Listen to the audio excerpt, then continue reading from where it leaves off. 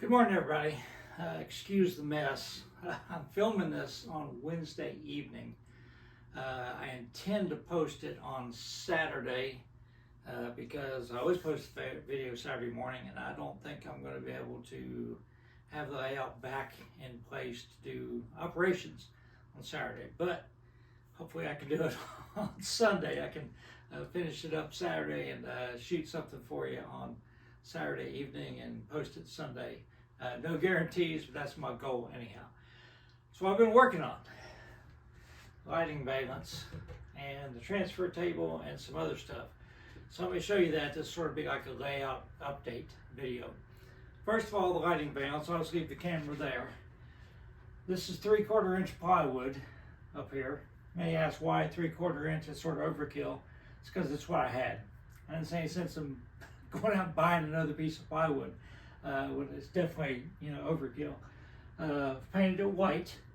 I'm going to splice it together right here. This distance is longer than 8 feet, so I needed more than one piece of plywood.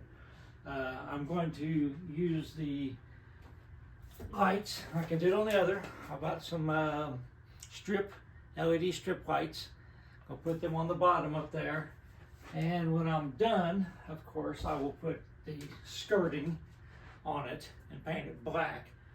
Now, over here, it's going to be about the same height because I don't need to stick my head in here. But something you guys don't realize is I can't switch in the yard. If I'm in Chillicothe, where I can, I can strategically park the locomotive where I can see in between cars to uncouple. I can't do that when there's 4 tracks. There's cars in the yard, 4 tracks worth. So a lot of times what I'm doing, I'll show you real quick. Move stuff out of the way to do it. I've got a little stool. And so I get up on the stool, and of course you never see any of this, and I stick my head in here, and I uncouple. Works fine. I need more head clearance here. So it's not going to be just like an 11-inch window over here. That's why this is higher than the other. I'll have a little valance that'll come down some to hide the lights. Probably not going to be, I think that's 4 inches or 5 inches, I can't remember. It's probably not going to be that far, but I need to be able to get my head in there to uncouple, at least on the yard. So it'll probably be that level, then go up, and after I get past the yard, I might bring it back down. I don't know, that's my plan anyhow. I don't think I'll get that done to get the yard staged. All the cars are parked in Chillicothe right now. I took a picture so I know where everything is supposed to be so I can restage it. But of course I have to clean the track, vacuum all that stuff, get it all back together. So I doubt if I'll be able to get a video on Saturday morning. So let me show you what else I'm working on. So this is a aerial photo of the transfer table that ran between the shops, taken before 1960 when it was still being used. Using Google Earth, I figured out it's about 80 feet long. I guessed about a 20-foot apron in front of each shop. So I've been working on that.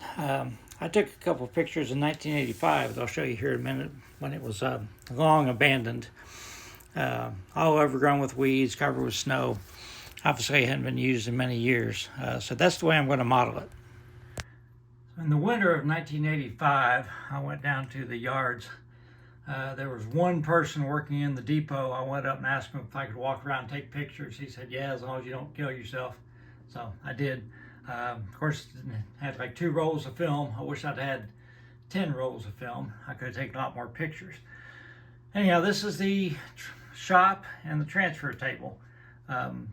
So I'm looking toward, as I have it modeled, the shop on the right. That's what the doors shut like I've modeled. Now, a couple of interesting things about it. Notice the wheels here. They're very big. They're like train wheels. I mean, they're like 33, 36-inch wheels. Try Goglin has a video on his channel where he found a transfer table somewhere in Indiana that they still use. Some car repair company uses. And it was nothing like this design. It's very low to the ground. So this had a little bit deeper pit than some transfer tables. Again, these are the only two pictures I have of it. So it had the control booth, as I pointed out in the other picture, the aerial photo from 1950s, and it had an electric motor in there. This is where the operator was, and it was pretty much toward the middle of the table. So I did the best I could with the information I had, and let me show you how I've chose to model the transfer table. Now let me add that I am going to try to scratch build some that structure on top of the roof, but that may take some time, and I gotta figure out how I want to do that. That's gonna be extremely delicate if it's gonna look anything like scale. As far as the pit itself, it looked to me like there were 4 sets of just tracks. So I just buried 4 sets of tracks. Actually, I glued them to a piece of styrene, and I'll put a picture in right here sort of show you how I did it.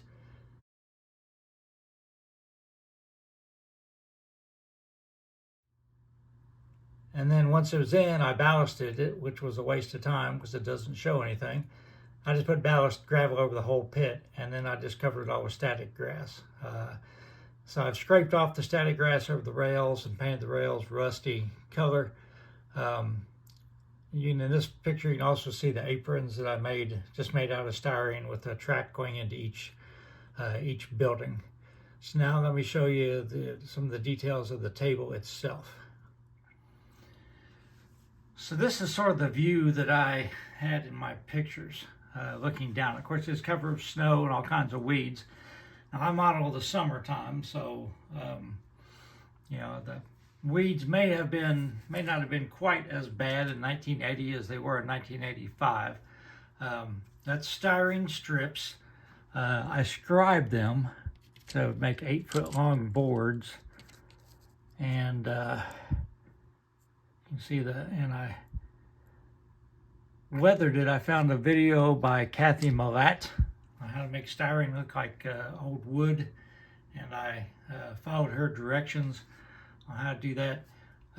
Scratch built the little operator shed, and as you can see in the picture I have of it, the door was sort of like, partially open, and so I did that. Actually, scratch built a door.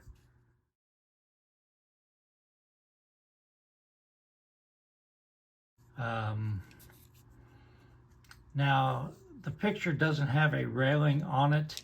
I'm assuming that one time it did have a railing and it's just rotted off or fallen off or whatever. So I put a railing on it to keep the operators from falling into the end of the pit. Thought I had a little bit of interest anyhow to do that. As far as the wheels, they are 6-wheel passenger trucks. I took the middle wheel out of, and I guess I sanded the bolster. I think that's what you call it, the bolster flat. And I just glued a piece of track to it, to be honest with you. I mean, it's just, it's in the back of the layout. You're not going to see it. So that's how I represent it. Probably did a little bit more work on it than I needed to, based on where it's going to be at. But it was a fun little project.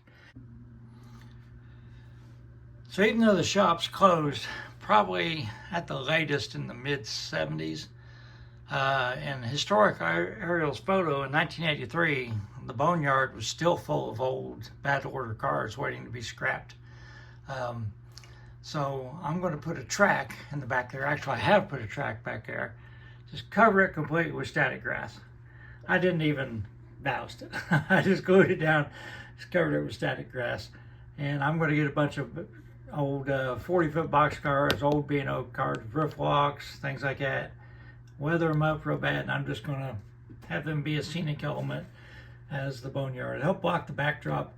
I will probably put, houses and stuff back there behind it, so it doesn't look like the farm scene that it does. I still intend to do part of the graveyard on the backdrop, but anyhow, so it's just, they're just a scenic element. So next time I go to a car show, I'm going to look for some, old $5 B&O cars. Now they're all going to be B&O cars. These were B&O shops.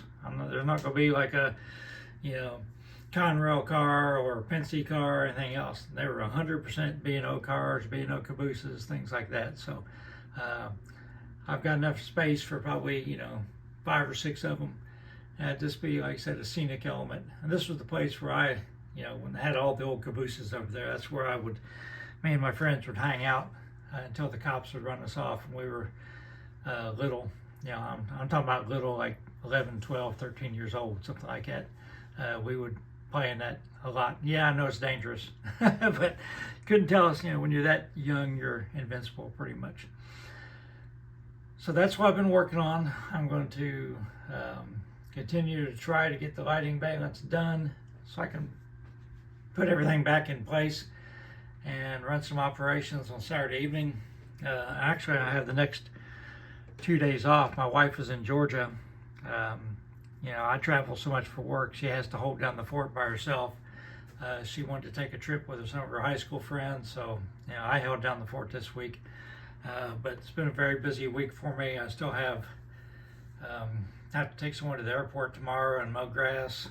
Friday I've got a chiropractor appointment, a PT appointment, and take Jazzy for oxygen therapy, and she's continuing to improve. Still not 100%, but she's doing better. X-ray is fine too. Saturday I've got the ALS walk.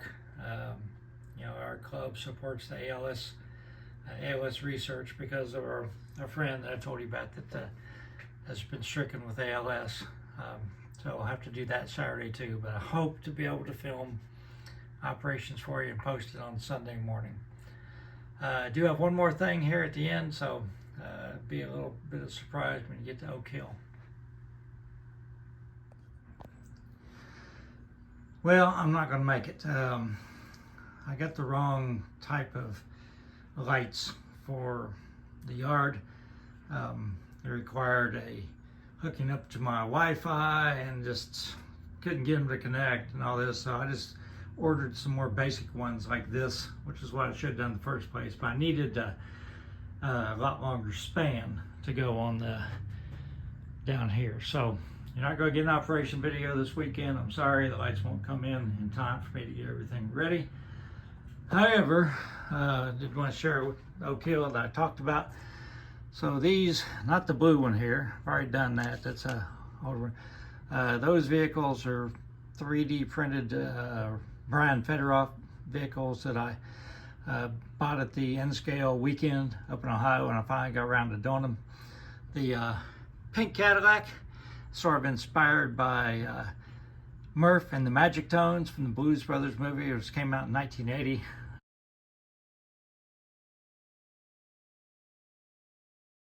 So my story is that Fran T, Fran Tesserero, the owner of Fran T's Pizza, in real life he is a guitar player and a singer.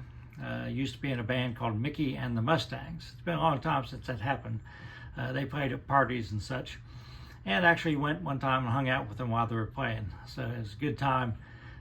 Enjoyed listening to them play. So in my fictional world, Fran T was inspired by Murph and the Magic Tones' pink Cadillac and bought a Cadillac painted it pink, and he's going to use it to haul around the band equipment for the Mickey and the Mustangs.